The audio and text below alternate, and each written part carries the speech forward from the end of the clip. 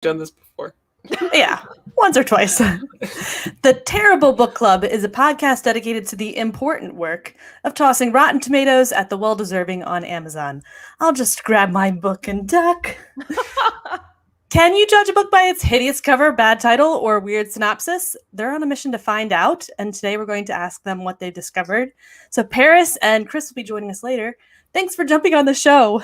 Yeah, thank you for having us. This is so fun. It's just great to talk to other, literary writer folks. And I don't know, I guess because some of our audience is a lot of people just kind of listening for conversationals and stuff and humor. So it's fun. There's Chris. Chris, you are in the void. What does that mean? Oh, there you are. Okay, I couldn't hear you for a second. Oh. Yeah. I was telling Paris right before the show that I heard about you guys from my contractor brother in Afghanistan. He came back and he said, you have to check out these reviewers. That was pretty much her reaction. Like, yeah. What? Is that wild? Excuse me? Yes. They're doing wonderful work. And besides that, they're hysterical. And when I heard that you guys were looking at indie books and maybe some traditional published books too up on Amazon and seeing what they're doing right and what we can learn from it, I thought like, this, as an indie author, this is what I need to hear. I need to hear from you guys. So thanks for joining us today. Yeah. Thanks so much to your brother. Again, that's just awesome. So fun to find out people are listening to us in Afghanistan or, all over the place. It still trips me out. Yeah. A bit. Just a bit. So how's everyone's week been? Kalene, how have you been? Busy. Yeah. All the edits. And birds, dog, a fellow editor. Yeah. Lauren is too. Okay. But yeah, mostly edits. I've got 2 round 1s, 2 round 2s, my own second co-written book, and a short story I need to do. So Oof, a lot. Only just a couple. Just a couple Just a few. I just got back from a trip to Lancaster to meet up with Rob McClellan, who does web development for authors. And we met at a smorgasbord where they had 3 rings of food. Like the buffet was, yes.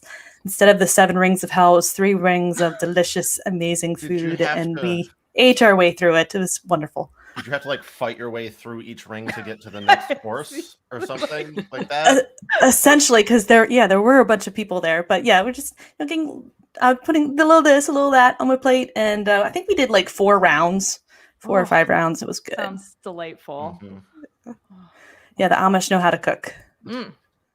Yeah, I don't know. I guess my week's been okay. Chris and I recorded episode 118 last night. And then, we try to stay a little ahead. So we recorded everything for August and then we're going to take a little time off. So that'll be nice. See, that's how you do it. You pre-record and then take break. Yes, we have learned the skill over the years. So we just crammed a bunch of episodes in. And we're also going to be doing a guest spot on the Sweet Valley Diaries podcast where they read those old Sweet Valley High, like preteen books. And that's right.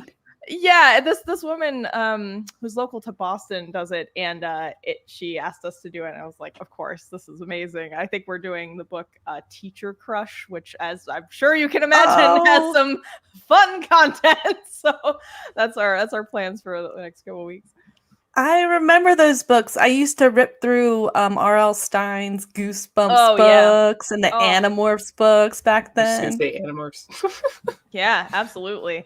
Oh, you know what? There's the Goosebuds podcast does they've gone through, oh my god, almost all the Goosebumps books at this point. That show is hilarious too. If anyone's out there, if anyone is out there bumping, you're looking for that bump fix, Goosebumps. Nice. Goosebuds, it's great. Well, how's your week, Chris? Going all right. A lot of podcast editing happening. So even after we record the episodes, I still have further work to do. Just by, sitting there cutting out all the bumps, coughs, little noises people make. I also like to, both of it, Paris and I like to add little extra sound effects and music beds to the show. So I'll be, sometimes adding custom music that I write to set the scene for certain things. Sometimes I'll just pull it from a library. So it's been a lot of that this week and a lot of actually work with my my actual band that I'm in. We've been on a roll with writing and everything. I have to, as soon as we're done here, I have to hop on a 2-hour train ride to get to band practice after that. So it's busy. Wow. Busy week. What's your band's name in case we want to check it out on YouTube? I am the guitar player for Graveborn, a metal band that is New England-ish based. I would say Boston, but most of them are in New Hampshire, and I'm the one that has to go up to New Hampshire usually, which is kind of a pain. But hey, it's fun, and we're doing a lot of cool stuff. We had an album that came out in May, and we're already kind of like almost half done writing another one somehow. I don't know how this happens, but it's been like the last month or so. It's been wild somehow. Yeah, Chris is way more productive than me. I'm also in a band called Concilium. It's an epic heavy metal band.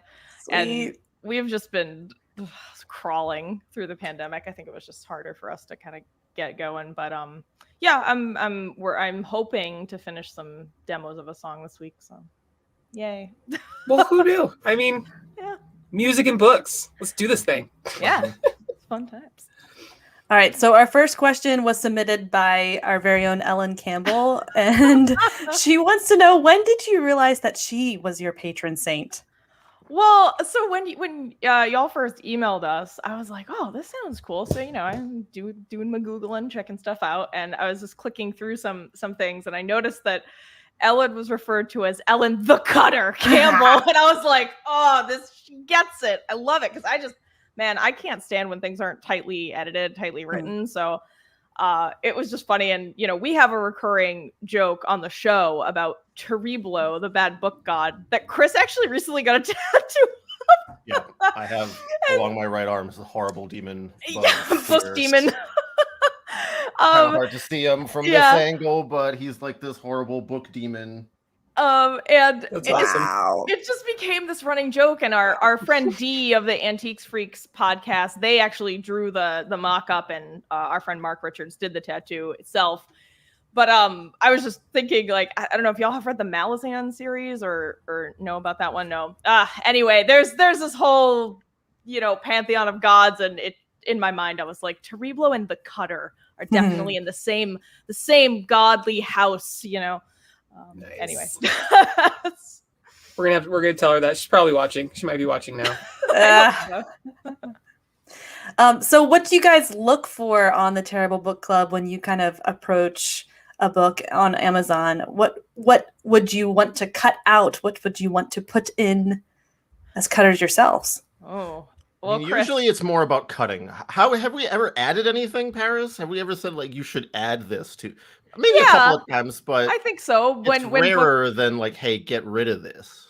That's true. Yeah, it's usually about cutting things out. Although I will say we do often recommend people add things like, hey, maybe flesh out your characters so they're not cardboard cutouts. So I guess that's like an ad sort of thing.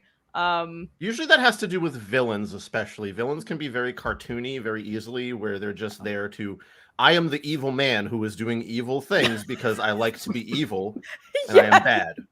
And I live in an evil mountain cave with skulls and I only do evil things. Yeah. Exactly. Usually though, the villains need a little bit of extra fleshing out, or perhaps just a more realistic motivation than just, well, I'm here to, I don't know, take over the world or get all the money or the treasure or something. Just something a little extra there really helps make those kinds of characters believable. We've definitely gone over that on a couple of our shows. It's like characterization. Treat your villains just as deeply as you treat your main character, because they're a hero in their world. So, Right. That's a great way to put it. Yeah. When we're looking for books, though, I mean, I think, Chris, we tend to look at books, and if it makes us go, what the hell was that? Wait, what are you even trying to say with like the summary? Saying? Yeah, if it's totally mind-bogglingly confusing, that's when we're like, this is one. And I mean, that's rare, to be honest with you. It's not like we're stumbling over summaries and things like that. A lot of our stuff is actually patron chosen at this point. So I would say like over at least 30%, maybe 40% of the books that we're reading are chosen by our patrons. And it's not like we have a ton of patrons either. There's only like 25 of them around right now, but that's still 26. enough to fill a decent amount of the schedule out. So a lot of other times it could just be based on like, well, what do I think will get people to sort of check out the podcast a little bit more? So recently we did Midnight Sun. the latest in the Twilight series. We held out for as long as we could on that series. We were like, we don't ever want to review this. It's been reviewed to death. But then Midnight Sun came out. We were like, well, this seems extra stupid. So it was mostly because it was haunting me at every store I went into, not even just bookstores, but just, like Targets, and like it would be on the shelf in the here's our one bookshelf of books here, and it just that cover would be peering out at me all the time. And eventually I went to Paris and I was like, I think we should just do this one at least, because the other thing is, like Paris said, usually we try to shy away from stuff that, oh well, there's a lot of review and critique on this already. Why will we have anything new or interesting to say? Why not feature something that people don't know? But turns out, I think people want to just hear more words about stuff that's already been talked about a lot sometimes. So Yeah. People like that. Honestly, you're describing that, and I'm imagining Stewie, like, just behind you everywhere you go. Hey, son, look at the book. Look at the book. You're just like, fine, we'll do it. Or a love-obsessed vampire that's staring you down everywhere you go. Yeah, or stalking you in every store that you're at, because he doesn't have to sleep ever, and he decides that with his immortality, he'll just follow you all the time. Fine, I'll talk about you. Yeah. Great use of immortality. Yeah, that was, so speaking of cutting, that was a book that could have used just a whole thresh mower, just like the whole combine harvester, just across half the thing there. It was like 10 chapters about Edward just like, and then I wanted to eat her, but then I didn't, but then I wanted to, but then I didn't, but I wanted to, and then I didn't. What's your favorite color? Oh, it was I couldn't. Yeah, that book could have actually been cut in half and been much improved. Anyway. So right now you've got a Patreon. I saw that you had 120,000 downloads recently. So that's right. Is that right? Yeah, I think we're at 130 now, but yeah. Yay! Yeah, that's good. And you guys are reviewing Twilight, but that's not how you started. Where did you come up with the idea for the Terrible Book Club, and how did you guys get started as podcasters with this? Well, Paris and I used to live together. No longer the case, but we shared an apartment for about 5 or 6 years, something like that. I think it was like 7 or 8. It was a long time. Yeah, it was a while. Yeah. Anyway, so I met Paris in college in an English class because we were both the ones wearing all black in the class, and we were like, oh, it's you. You're one of those. And so we struck up a friendship, and we eventually moved in together, and we had a shared love of bad media, let's say, not just books, but like music especially was a thing that we kind of liked to find examples of really poorly recorded things, or just musicians that don't know the concept of time or rhythm or even what pitch might be. Yeah. And not necessarily to like just sort of like dump on them and rag on people, but just sort of my fascination with it always came from, could this have been saved? Was there something here that a nugget of something where if they had just worked on it a little bit longer, could it have turned into something good? Or is this completely unsalvageable from the beginning? Was the idea just dead from the start? And so we would often kind of like watch music videos or listen to songs that had that sort of theme around them, or even, bad movies. Everyone's watched The Room at some point in their life by now, I think.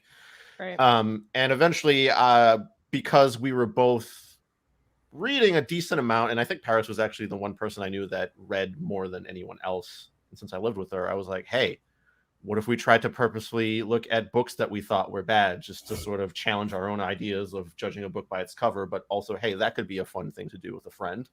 So we were just standing in the kitchen one day, and I just threw the idea at her, and she jumped right on board. And then it took off. We started off, the first year or two was a little sporadic, and then we kind of took a couple of, like 1 year, I think, off. Yep. And then we came back to it.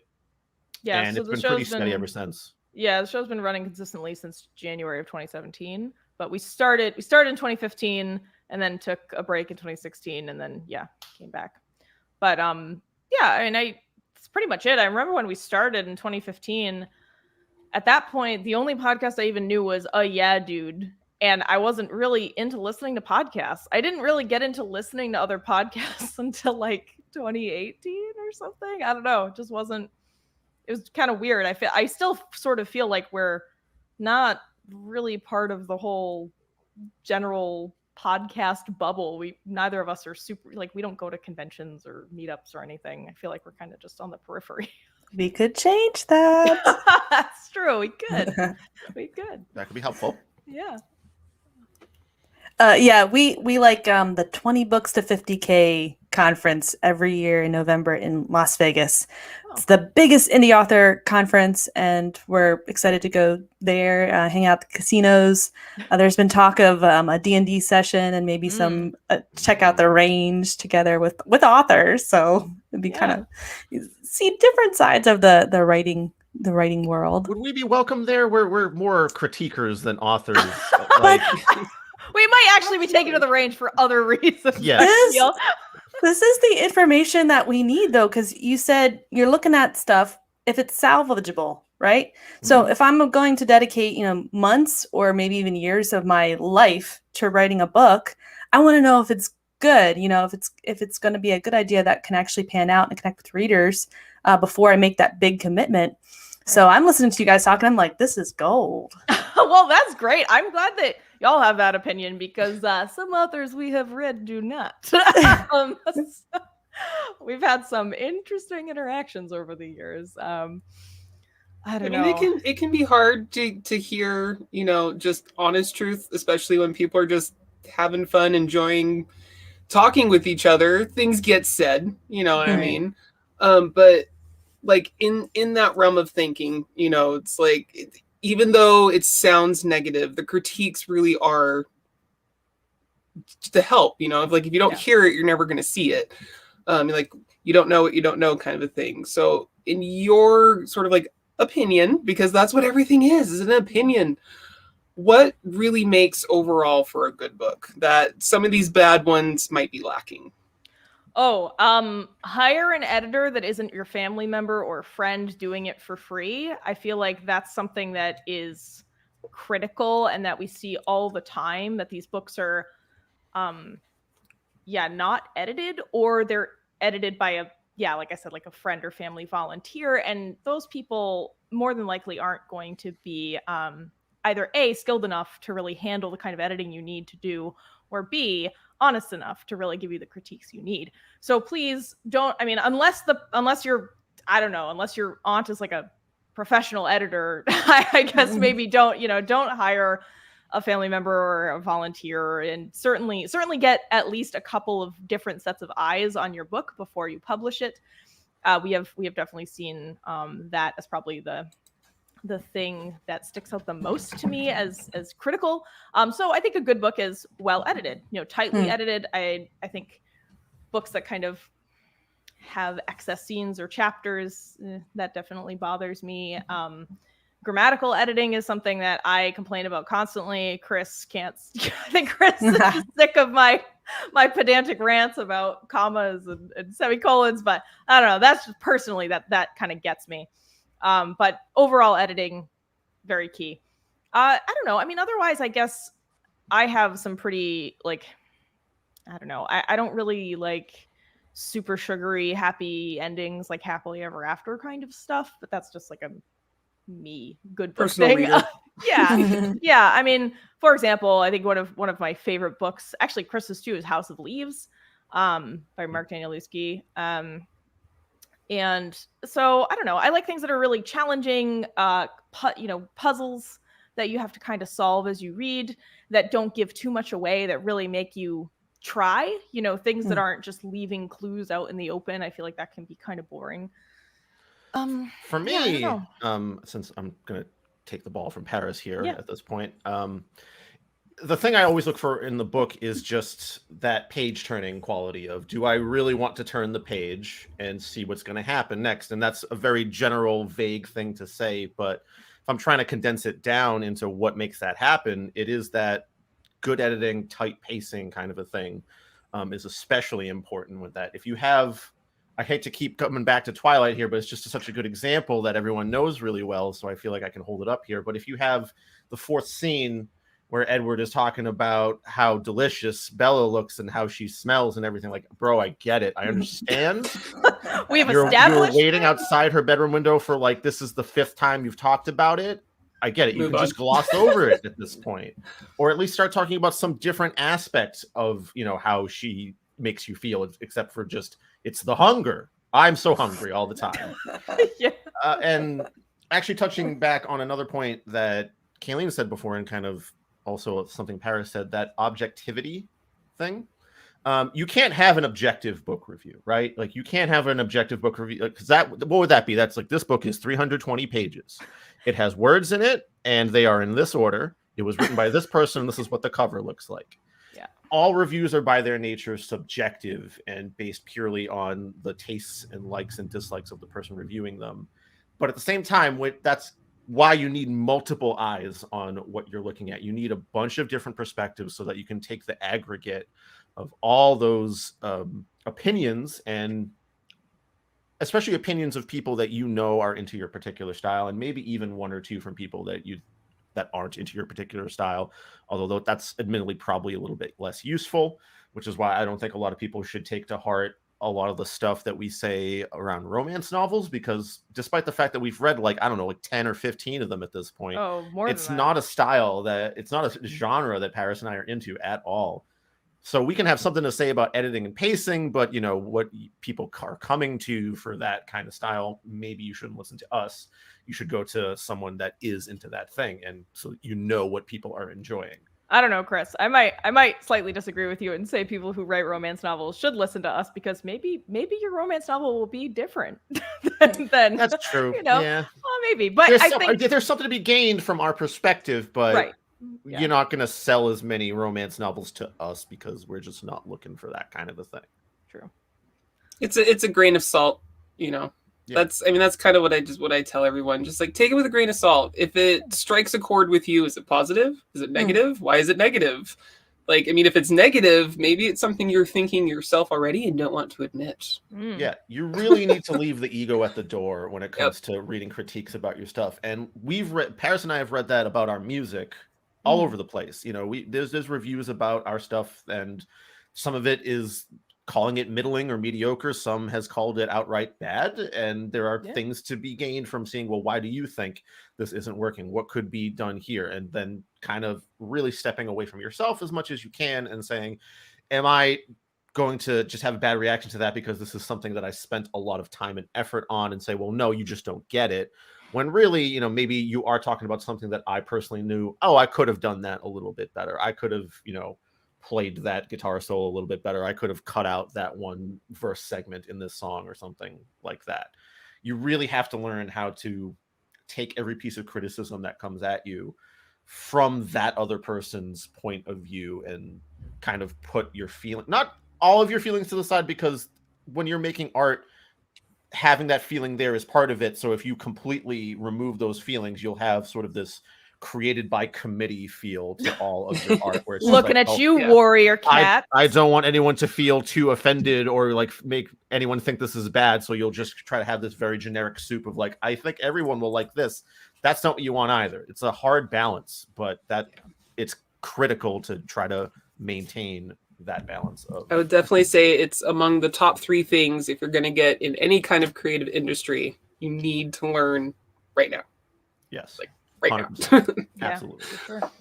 Now, Chris, earlier you said you like books that have good pacing, that have page turners, and we were talking about good editing. But what do we think about cliffhangers? Bard of Today asks, how do you guys feel about cliffhangers at the end of every chapter? I personally hate them.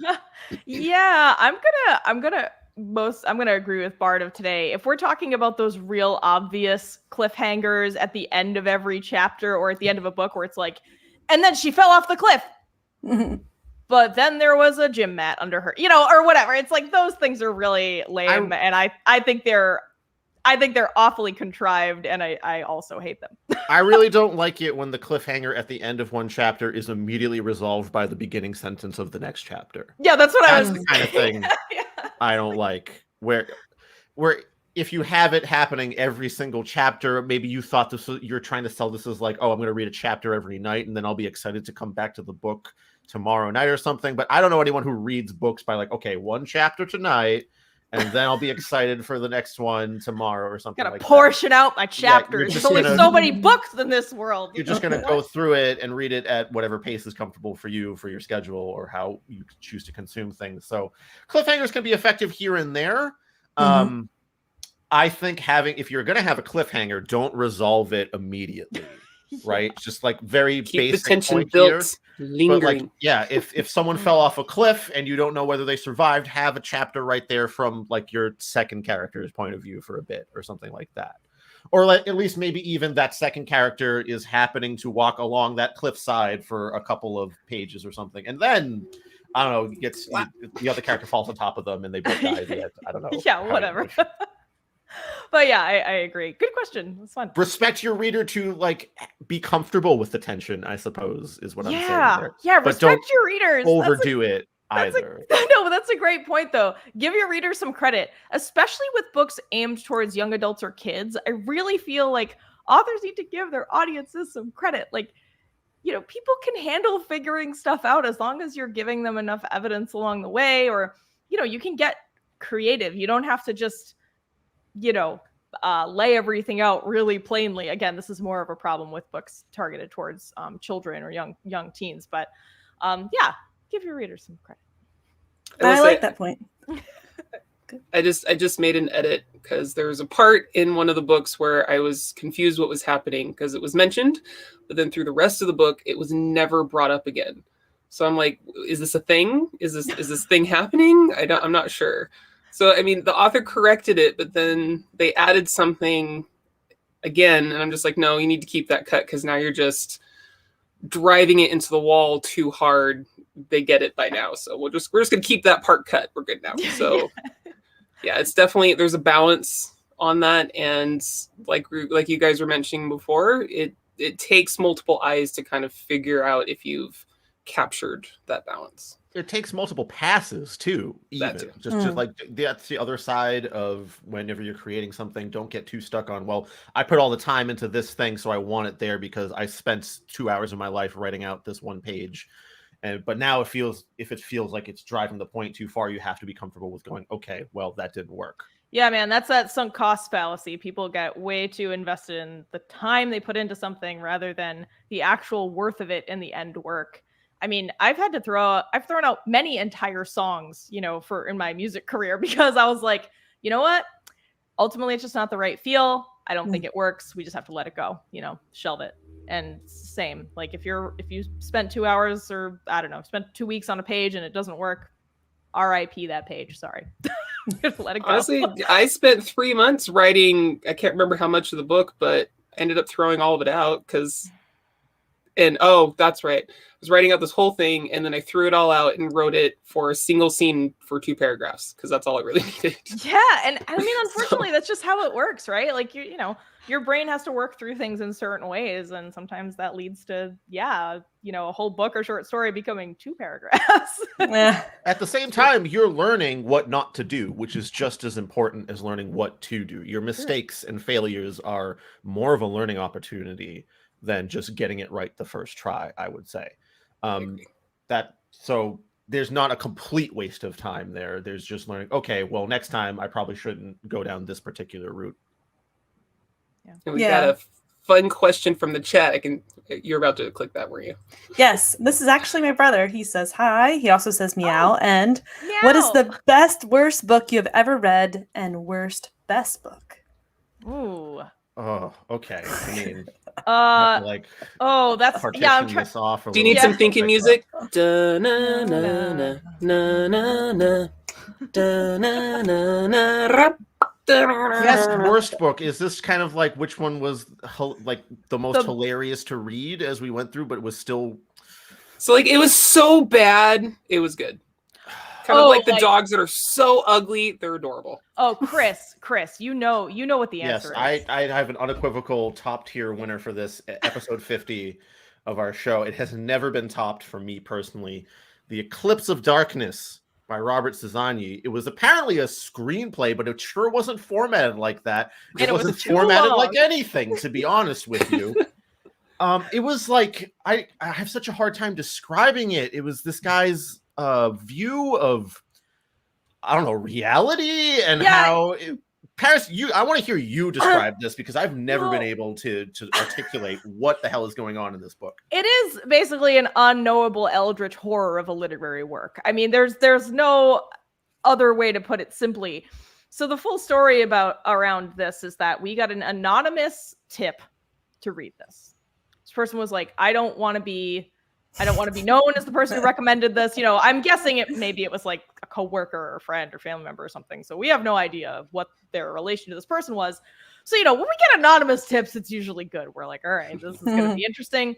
So we check it out and we're just like, what is this? And it says it's a screenplay and there's a website for it. And so we had never read, I think at that point we had never read a screenplay before. And so I actually reached out to our screenplay or screenwriters on Reddit and was like, hey, we're just wondering, kind of what the ground rules are for screenplays.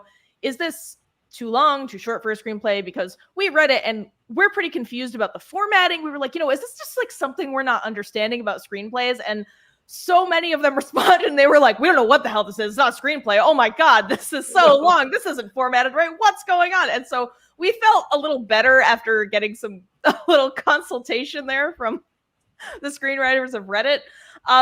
So even, with that like external confirmation that yes, something is wrong here, the content itself was just again, Paris, please try to explain what happened to me. So it's supposed to be a fictional work, but it kind of feels a little bit like the guy might actually believe his theories.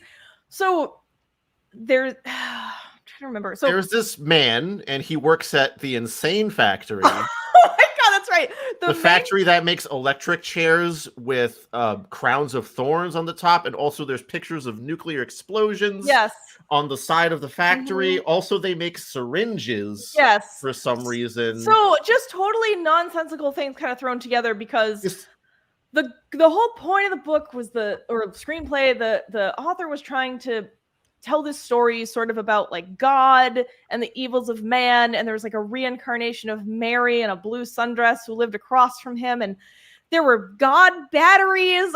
There was There's two monks on an island that were connected to some kind of mind meld machine. And they would just like see images that they would like talk about to each other. Like, wasn't there a kangaroo that kept reappearing? There was a kangaroo. There was also Nixon Man, who is not Richard Nixon, but Nixon Man, who is some kind of counterpart to the evil Bronick Man. I don't know what the word evil Bronick means.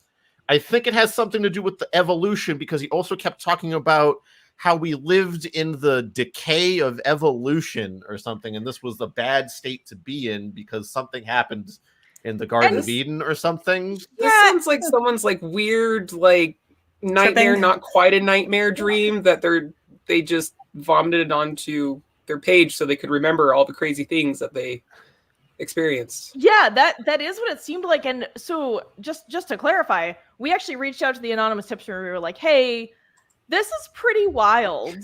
It's a trip. If you want to have a bad night, go find the Eclipse of Darkness. And then lose your mind. We reached out to the anonymous tipster and we were like, hey, we just want to confirm that, this person's first language is English because we certainly never want to read something and start making fun of someone who maybe their first language isn't English. And that we've had that happen before with books. And because, it's not as much as you would hope that they'd take responsibility upon themselves to get things edited. Sometimes people don't quite understand that their grasp of, the language they're writing in isn't as good. And so we were like, hey, we just want to make sure, this is like their primary language and that they don't, there's nothing untoward going on here. And they were like, no, nope. As far as I know, no issues there. This person clearly was having regular interactions with them in real life and was like, no, there's nothing going on there. And we were like, I don't know. I'm concerned, and this is my way of pointing it out to them. Yeah. So that was the best worst book, but the worst best book. I don't know. Would Paris worst best book? Would the Haunted Vagina count for this? I think I've heard about that book actually. Yes, Carl Mellick Jr. the Third or something, Esquire. I don't know. He has a lot of titles. I think, Chris, that counts because The Haunted Vagina is one of those books where you're like, no fucking way. This isn't going to be good. It's called The Haunted Vagina. You read the summary and you're like, this is absurd. The cover art is ridiculous. The cover art, yeah. It's like, rendered in, I don't know, an early version of Blender or something. It just looks insane. But we start reading it and I'm like, there's competency here. What's going on? I'm emotionally invested in these characters. Who am I? I'm like having a personal crisis. Yeah, I think The Haunted Vagina does it. It's absolutely bizarre. It's literally about a dude that crawls into his girlfriend, and there is a world inside of her, and it is extremely off-putting and bizarre. But the author totally knows that that's what this is, and it works in that way. Also, it's fairly short, so there's not much extra content to get too weirded out by. It's just like, hey, here's this absolutely bizarre scenario here. Here's about, I don't know, it was like 80 pages, 90 pages or something like that. It was short. It wasn't more than 100, I don't think. You're in and out of there. Although I suppose the guy in the story wasn't. He was just in there. Yeah, I mean, and it had this, there's like this weird body horror stuff going on, but then there's this kind of like surprisingly skilled emotional relationships kind of going on in the book. And I would say that's it. Yeah, worst, best book. Yeah, Haunted Vagina. Well, there you go, brother. Now you know. 2 books to check out. Oh my goodness. So your tagline is about hideous covers and awful blurbs. Have you ever looked at a book on Amazon? You're like, this is going to be terrible. And then, and you just gave an example, but this is going to be terrible. And it's actually pretty good. Oh, I mean, I think, Chris, if you don't mind me stealing this Sure. answer. Go ahead. When we read Bear by Marian Engel, and that, won the Canadian Literary Award and has received praise since it came out. But I just remember looking at the cover, which if you haven't seen it, it's this kind of romanticized sort of high art, like beautiful woman in the embrace of a bear, like a grizzly bear.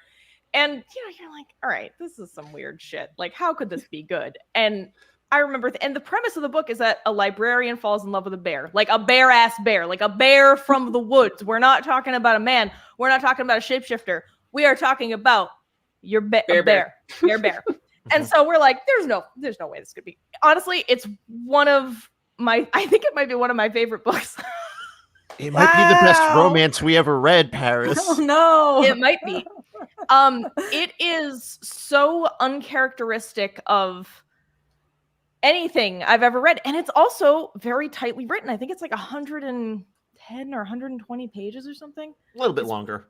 Yeah, it's pretty short. It's under 150 pages in any case. I can't quite remember the exact page count. But just the emotional rawness, the complexities that you get invested in this main character, like in her mind and how she feels. It's just so well done, especially I think if you're a female identifying person and you have had rough experiences and relationships with men, especially, this is a book that can really grip you. Or conversely, if you're simply interested in that, maybe you're not, a femme yourself, but if that sounds interesting to you, it's just I don't know, such a well done book. You want to talk about some good tight writing and like effective uses of short sentences and stuff. Bear. Great book. Also, I just have to point out that was a good example. During that episode, we kind of brought up the point that so many romance novels have like the cliche big sweeping moments of realization of love and like these kinds of things. And at least it seems for Paris and I, that experience, like, there's, whenever you're falling for someone or you have that moment of realization, there's not like big sweeping strings and the camera's rotating around you and everything. It's just this sort of quiet realization. And that happens in that book where it's not like the bear does anything dramatic. The main character just kind of looks at the bear and goes like, oh crap, I'm in love with this bear. And that simplicity is much more real to me than, we're in the rain and the bear is declaring his love for me on one paw, with another outstretched and a top hat. Like, it's the one thing that is intriguing me right now with all of this is the fact that both of you have like vehemently declared not romance readers, but here we are freaking bear love book, and you guys are raving about it, so I'm quite curious. So, I mean, yeah, and then pulling from what we were saying earlier, characters, your story, could be about. I'm gonna pull random ones. That's the current thing in my brain. Snakes on a plane, Yep. and if you get characters really good, people are gonna be like, yeah, rooting for them. The bear is Okay. characterized well in this book. Like, he doesn't talk. It doesn't say anything. It's just a bear. It just acts like a bear, but it's a very well characterized bear. I was wondering about that bear. Is it sentient? Does it No. No. not at all? No, it's a bear. It's just a bear. Normal, regular bear. Yeah, and it's one of those books where people are immediately put off because they're like, I don't want to read about a woman having sex with a bear. And I feel you. Like, I didn't want to read that either. I don't think most people want to read that either. That's not the good part about the book. No, and it's so not. It's so not. It happens, but it's so not the focus of the book, and it's so like. I don't want to say shoved to the side, but it's not. I know it's hard to believe, but it's just not what you're focusing on. You're invested in the emotional inner workings of this librarian and this relationship. You're not really. So I'm gonna crock that up to another thing that we say a lot is if you are putting something in your book for the sake of having it in your book, then it probably does not need to be in your book. Mm-hmm. But if it's built up and without it, the story, the scene, the moment, the conglomeration is lacking, then it definitely needs to be there. And if that's the case, it's not going to be overdone, hopefully. Yeah, yeah, absolutely. I totally agree. I'm trying to think of, there are other romance novels that we've read where it definitely feels like they're just inserting horniness wherever they can. And it's like, do we really need the horniness on every other page? Like, or is that like, what are you doing here? It just gets a little tired, certainly. But if you only have one or two or three, depending on the length of the book, if you only have a few scenes where the characters are having some kind of, sexual interaction, it's a bit more impactful, I think, especially if you're writing romance. So advice to romance authors on how to not get on your show. Yeah. Chill with the sex scenes. I mean, put them in there only if it's very necessary to the emotional portion of the story, I would say. And this is not going out to the erotic authors because that's a totally different genre. Yeah, very different. Yeah, correct. We've read our share of those for sure too. And that's, we're not complaining about, hey, there's a sex scene in this very clearly. It's 10 pages long. Guess what you're reading it for? Yeah. So as readers, when you are on Amazon, what do you look for as like, that would be a book that I do like? So we've kind of talked a little bit about covers and how some covers weren't that effective for you, but what covers kind of draw you in, or what kind of, and then blurbs, what blurbs draw you in? I mean, title and cover are always what's going to be the thing that grabs you first, but to get you to even read the blurb, right? So it's hard to define, what exactly is eye-catching, because for me, it's kind of just like good design and novelty, I think, is the number one thing for me. If it's like, this is a style I haven't seen a bunch of times before, or at least there's something. I will actually say, so Paris and I have actually agreed about this. Let's come back to this example I keep bringing up. The cover of Midnight Sun is really good. It's a really, really good book cover. It's got this beautiful picture of a pomegranate, well lit. The contrast is nice. And, it's not just like, here's a picture of Bella and Edward, which I would immediately just disregard completely. Right. So there's that. And the fact that like the title should be somewhat interesting too. It's very easy to have a generic title, especially in your genre fictions. I mean, a good example of that was Hounded, the first in the Iron Druid series. Like, okay, that's just a Hounded, yes, because he's a shape-shifting dog type of thing. I guess that's fine. That's what I was kind of assuming. It was like shapeshifter. Yeah, I guess that's fine. That kind of a thing. But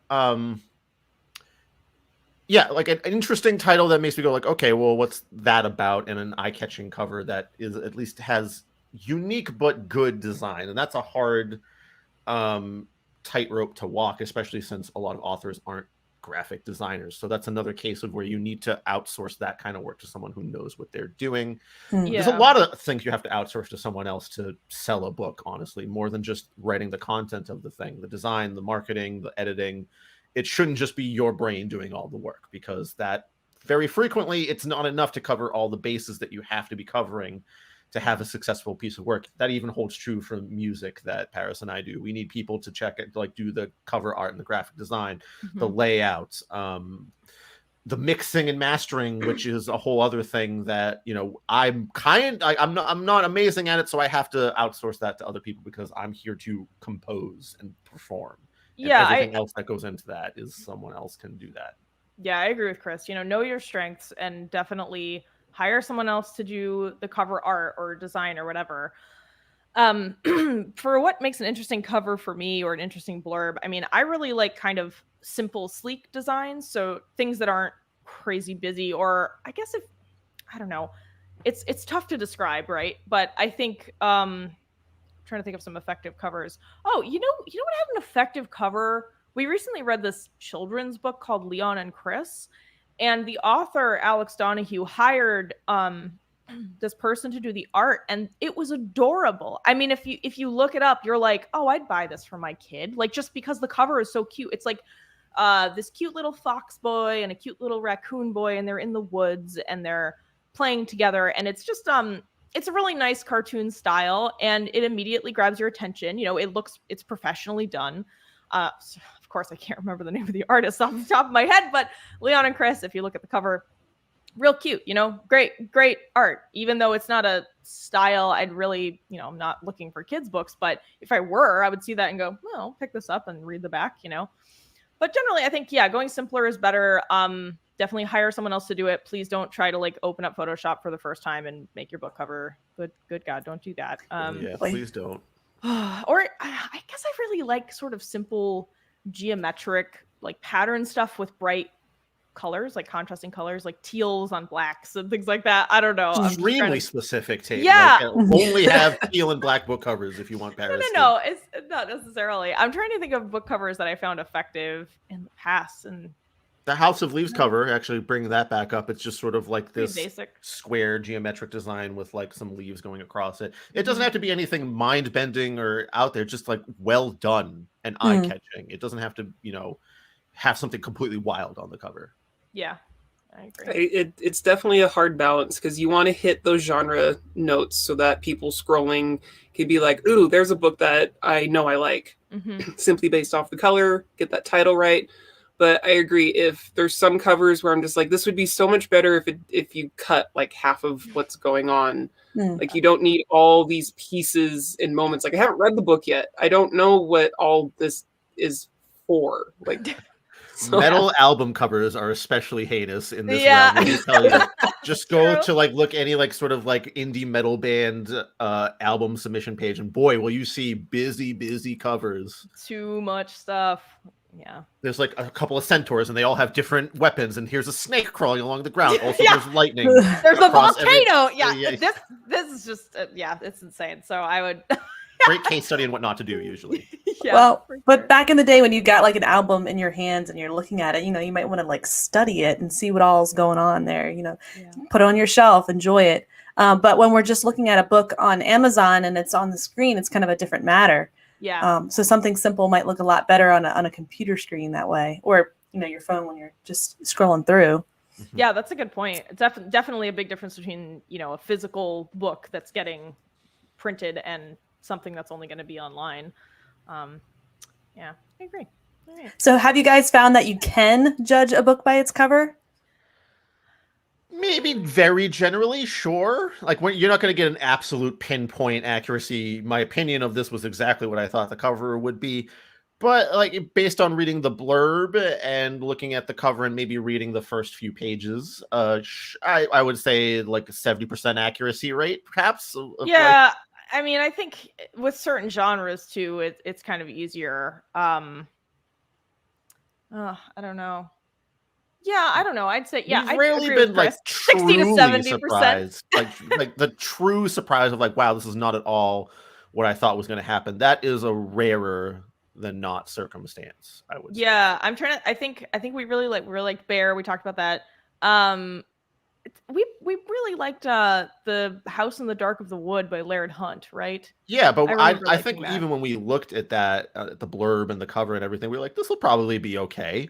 There's not any immediate signs for concern here. It was a patron recommendation. That's how we ended up with that one. And there have been others. I mean, I feel like we average like 2 a year that we end up really liking out of like the 24, 25 we read for the year. So yeah, that's not bad odds, actually. Yeah. Considering we're most often really trying to find some true garbage, I think that's pretty good. You know? Yeah. Yeah, and your audience are like, these guys will find this one hysterical because it's that bad. And actually, it was pretty good. Yeah, it happens. But on that note, because I know we're getting closer to the end of the hour, I'm just going to read this so I don't screw it up. We've seen books that look horrendous, but somehow the series keeps getting published. They keep getting a bunch of reviews, and they keep evidently getting sales. So in this realm of bad versus good covers will sell, good blurbs will sell, pacing will sell. So these are horrendous ones. What's your opinion? Why? Well, Black Chris? magic, sacrificial art. I don't know. Yeah. Like, I think when it comes to very specific niches, like, you know, your vampire fiction, or the one example that Paris and I like to point to is that Warrior Cat series, where we were just baffled to its existence entirely because, I mean, Redwall exists, Mouse Guard exists. They're just much better examples of like anthropomorphic animal fantasy out there. But I guess some people really just like cats and they want to read a cats only adventure. And well, here's the series that's kind of doing it. Okay, I guess I can't think of any other one. So if you're getting that specific, I think the quality can drop a little bit. Yeah. If you're filling a particular niche, maybe that's, you know, people like cats. There's a lot of people that like cats. There's a lot of people that like reading fantasy adventure stuff. It's a pretty big market, but still somewhat niche. And I think when you hit that just right, you can kind of get some sales. Also, there's some kind of like just knowing the right way to market or having an effective marketing firm behind you or publisher house can do a lot of work. Yeah. I don't know. Honestly, I'm not a marketer, as evidenced by the fact that Terriblo Book Club is doing well, but not like blowing off the roof of the house at all. No, I was actually joking with them earlier. I was saying we ran our first ad like 2 weeks ago. We don't ever advertise or do anything to put ourselves out there. So, you know, maybe we're the wrong people to ask. But I think two things I've noticed. I think Chris is right about niches, because look at what is that? The Omega Alpha. The Omegaverse. Omegaverse. Thank you. That whole thing. I mean,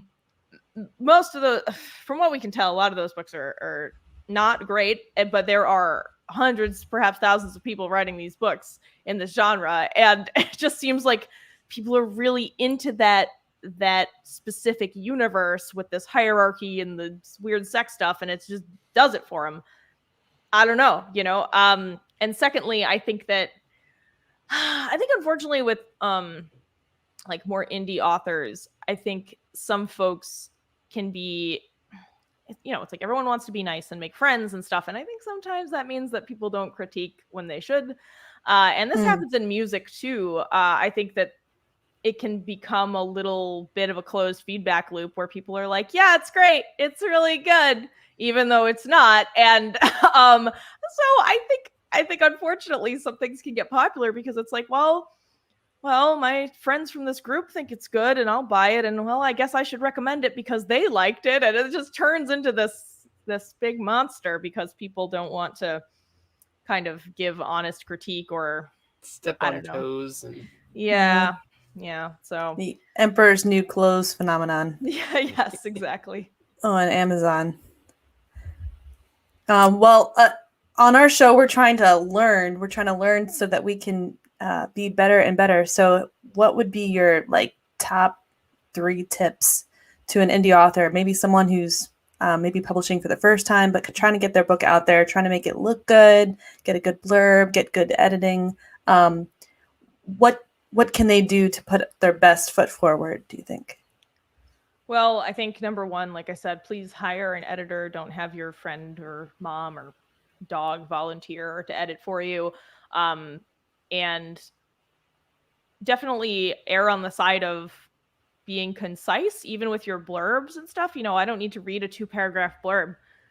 Give me a couple sentences, you know, and that'll do well to hook me without wasting my time or anyone else's time. And And in terms of the work itself, I think a lot of people seem to just kind of write and publish things because it's so easy, you know, with today's digital climate, to just put things out and, you know, put it out for $2 and suddenly people are just buying it and it's, you know, you're making a little money. And I think people kind of feel like, well, if people are buying it, then I should just keep doing this. Don't do that. Don't just write something and just publish it without getting feedback, having it edited, you know, getting a few drafts in, always good.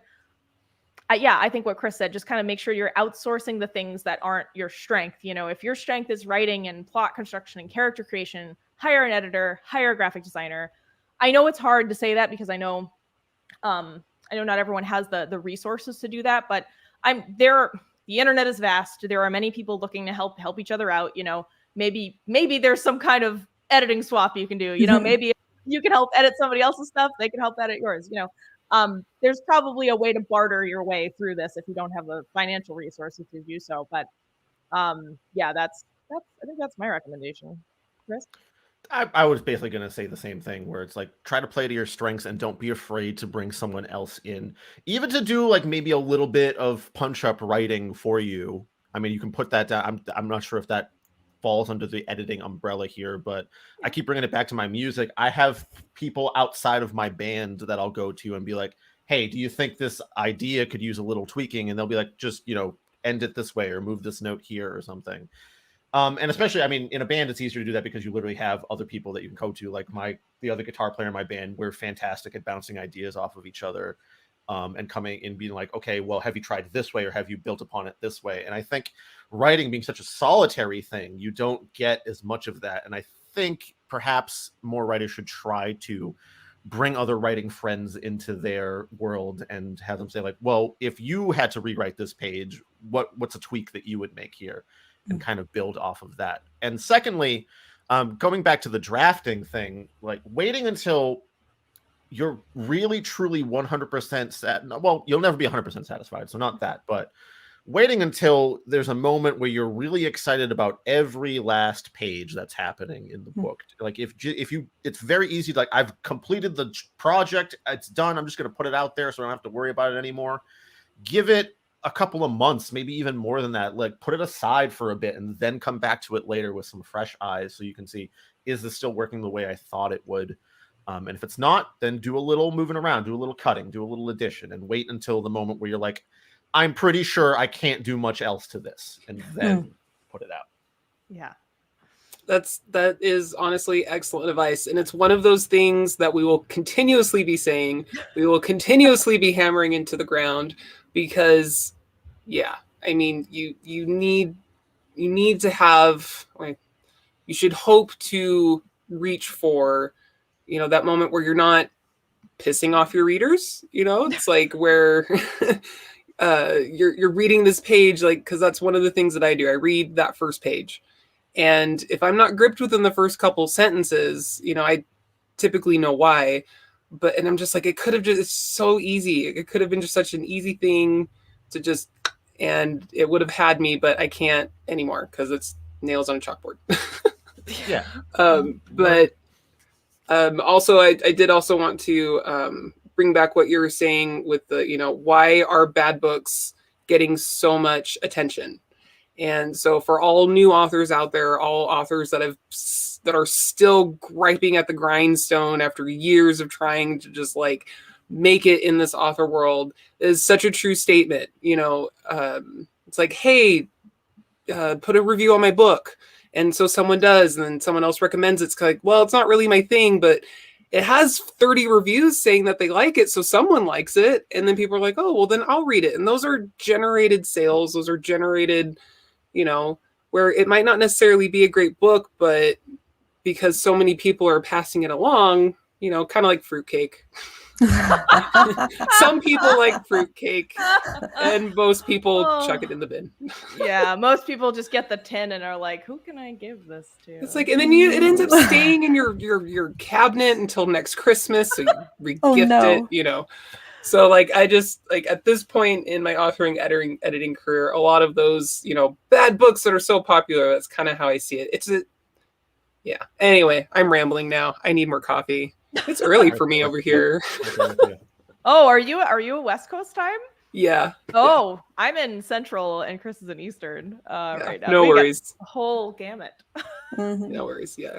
Yeah. No, I actually totally forgot that we were supposed to be this early. And Lauren reminded me like yesterday, and I'm like, oh crap. Yeah. Okay. Let's do this. Yes. Coffee. Your hat and sweater, all the things. Anyway, I'm really rambling now. Thank you all for coming on. Oh, thank you for having us. This is so fun. Yeah.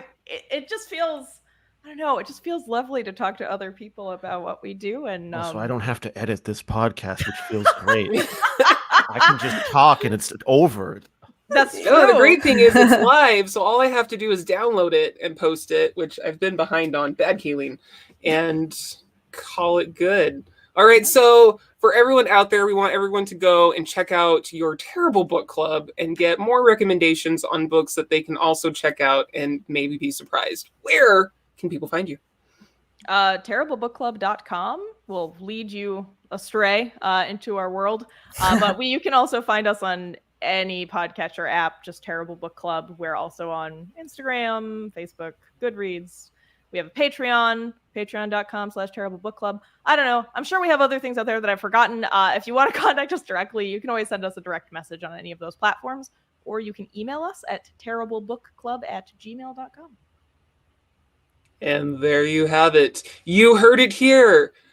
Books of bears falling in love, all the vampires, all the terrible things we love to hate. And with that, for Lauren Moore, I'm Kalene Williams. Be sure to check us out next week, where we're going to talk about more reading, writing, and everything in between, right here on Keystroke Mediums, The Writer's Journey. Peace out, you guys.